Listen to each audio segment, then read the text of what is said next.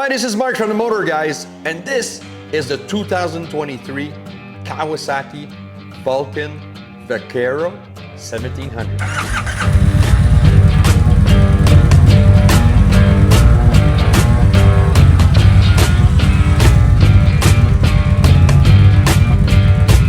No, this is not an American cruiser. This is a Japanese bike.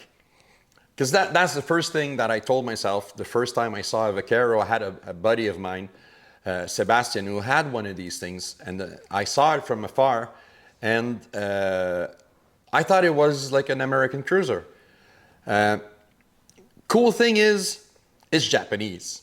Japanese equals reliability, but in the older years, the problem we had with these Japanese cruisers is that, well, they didn't have the feel, the sound and feel of an American cruiser. So the issue comes: do you want to compromise with a Japanese bike, or you want to compromise, or you don't want to compromise? This is less of a compromise. This is a big bagger. That's the cool thing about it. Like a single seater, yeah, there's a seat in the back, and you got pegs and all this stuff. But this seat is more something for on short jaunts and going to different small venues and stuff close by. You know, a bar hopper. But if you want to cruise long days in the saddle, this thing is awesome. First of all, the power. Kawasaki doesn't release power figures for the engine. I'm expecting the engine. The engine pulls. It's a torque monster. The engine is a V-twin, 2-cylinder, and has 4 valves per cylinder, and it's driven by chains. So a little bit different than a pushrod type, but still has this feel. And this is what I like about the Kawasaki, the big Kawasaki V-twins, is it's got the feel. And especially when you you turn on the throttle in this thing. You feel it, the engine pulse. You get the feeling like American-esque, but you also get a lot smoother, a lot less vibration, and all the comfort, the creature comforts you're looking for in a bagger.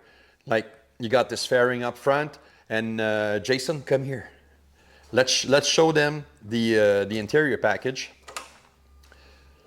Now, the gauge cluster is very, very nice. It's analog and digital. All the information you need is here. Everything's controlled on the right handlebar here that you need to control. Radio controls, because this has a radio and speakers.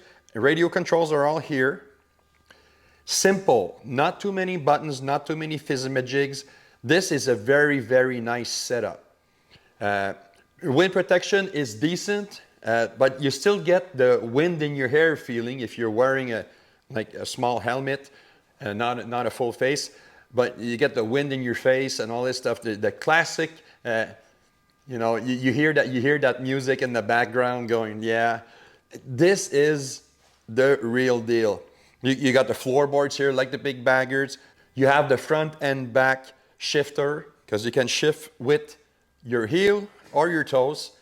And this, I like it, but not that much. And, it's personal.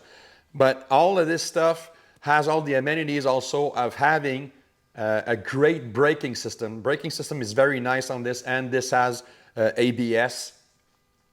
The feel on the road, what I like about it is the way it feels on the road, acceleration, all this stuff. Cruising, this thing would cruise in back roads, hundreds of kilometers in a day, without rider fatigue.